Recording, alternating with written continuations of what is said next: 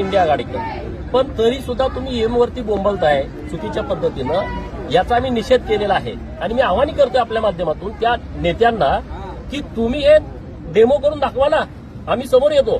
तुम्ही सगळे पत्रकार मित्र असतील, ते कोण नाना पटोले असतील, जयंत पाटील असतील, रोहित पवार असेल किंवा शरदचंद्रजी पवार असतील, तुम्ही करा समोर डेमो, कशा पद्धतीनं सेट होतंय, काय होतंय.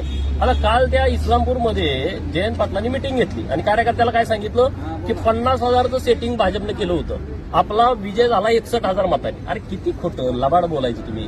म्हणून जयंत पाटलांना मी आवाहन केलं, जर तुम्ही ते सिद्ध करून दाखवलं तर 50 रुपये माझ्याकडून आणि 51 रुपये सदाभाऊंच्याकडून बक्षीस मी त्यांना देईन. ते इंजिनियर आहेत, बाहेरच्या देशात शिकलेत.